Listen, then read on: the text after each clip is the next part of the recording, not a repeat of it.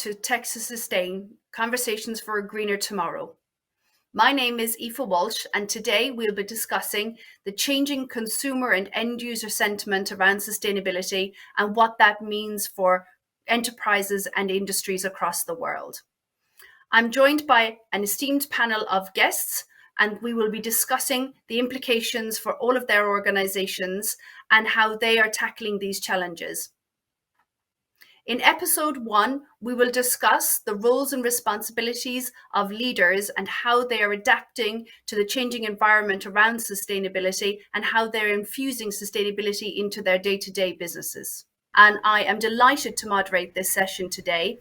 I'd like to start by welcoming our guests, Ashish Nandy from Radial Inc., Latha Kethineni, excuse the pronunciation of that, Lathan, from Bristol Squibb, Mark Bushwell from GlaxoSmithKline, Mansi Argwal from HCLTech, Tsvi from the Kettering, the Sloan Kettering Cancer Center, and Ryan Bogner from EY. Welcome to you all, and thank you very much again for joining us. So, there is no question that there is change happening in our world and that every individual, every person looking on or highly involved is keenly looking to industry really to try and shape up what we do and how we're going to approach this. There's no end of reports online, no end of figures and facts that we could quote, and I'm sure many of you have got them as well, on reports about consumers wanting to find more sustainable products, looking to our end users, asking us all these kinds of questions about our technology, our ways of working, what we are doing, etc. So are we perhaps going back to a time where everything was designed and built and products and services were there for the longevity, for the long haul? Are we going back to that and maybe slightly away from products and services built for obsolescence? So that's kind of the sentiment, the idea that we want to pick up on this today. And really, what does that mean for us in terms of production, producing products, or indeed supplying products and services? And what does that really mean for our business operations? And critically, how can technology help us all to advance forward? So I'd like to start and open the questions to the panel, really. Start with you, Ryan. And let's just think about the sort of roles and responsibilities of leaders within organizations across the world. What is your view on that from your own perspective within EY, but also from the businesses that you work with every day? Yeah, thanks, Aoife. I think this is a really important question, right? Framing up the role of leadership in defining sustainability for an organization is absolutely critical in succeeding in integrating that kind of concept and core of sustainability into everything that organization does. And I think maybe taking a step back and saying, how do you define sustainability? I think a lot of folks get really antsy about that and really think it's focused on just a couple of core key areas, but really it's about how organizations fit into the world around them in ways that don't necessarily hit the balance sheet. And so when you're thinking about that, there are going to be universal measures that are applicable across a wide variety of companies, things like a greenhouse gas footprint, a carbon intensity of products, and things like that are fairly universal. There are common metrics applied across pretty much all aspects of the economy. And then there are other things that are very specific to companies and really focused in on specific sectors, things like health equity and inclusion, things like affordability of products, potentially things like the direct water consumption of oil and gas, for example. So these are things that may be cross-industry, they may be sector-specific, and it's really about leaders within the company identifying and understanding what is critical to their stakeholders around sustainability and embedding that into the organization. That requires a real true understanding of the universe of stakeholders.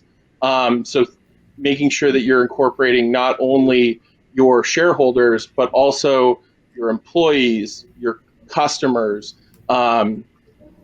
NGOs that are relevant in this space, but really taking a holistic view of all of the different stakeholders, how that applies to your company, and then also how your company affects all of those stakeholders, and then defining a sustainability strategy based on that stakeholder analysis and embedding that into your operations, um, taking that top down look from a strategic perspective and actually making a difference and taking action. I think one of the things that we're seeing is that's really critical to how you frame up your technology strategy around this space is basically having a top-down strategic vision from leadership about how the company is going to embed this into their operations, and then using technology to really bridge that gap. But I think that's kind of how I would frame up is really the leadership's responsibility is defining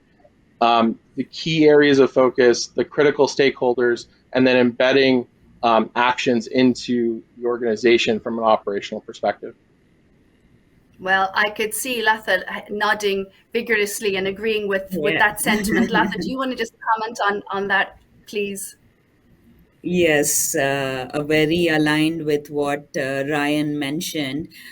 So, from sustainability standpoint, whether it is environment protection or whether it is social progress and equity, working very closely with our stakeholders, whether it is our supplier partners in the supply chain.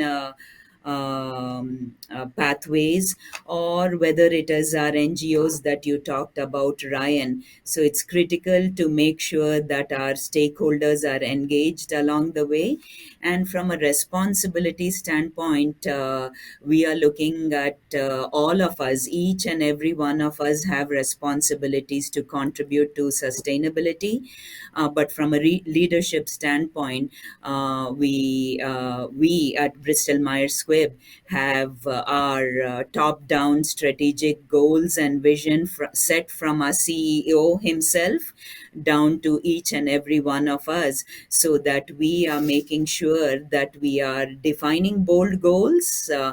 By 2030, by 2040, and executing against these goals, sustainability goals, while still delivering what our companies or organizations are delivering to our employees, and more importantly to our patients, so that we are able to deliver innovative medicines while embedding sustainability in the day-to-day operations within our organization.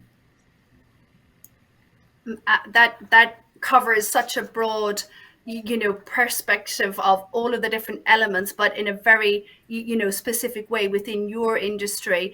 And thank you for that, Latha. And Mansi, just a general comment as well, and what we're seeing certainly in terms of being an IT service provider with our clients, and how important it is to them that they see that responsibility coming right from the very top. Thanks, Aoife. I think sustainability as a topic has seen a sea change in the last few years, right? It was a tool of compliance management, a nice to have report that was coming out from companies, but now it's a topic of strategic importance. And the reason is very simple. All the important shareholders of any company, be it the investors, direct customers, consumers, the entire supply demand dynamics has started being based on sustainability components. And hence, this is a boardroom topic of discussion, right? And if we look at the complete value chain of any industry, it kind of has an impact on all those business functions that have been operated in a traditional way all along.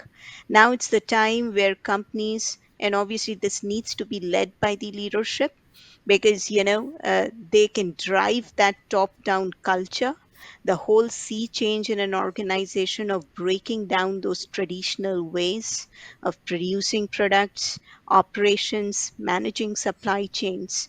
There are a lot of space for innovative ways to align with this new sustainability trends largely. In fact, I've been talking to clients wherein they are openly reporting that their annual bonuses are linked to their ESG metrics performance. So each of these CX, if you look at within the leadership table, they kind of have their own share of sustainability metrics here.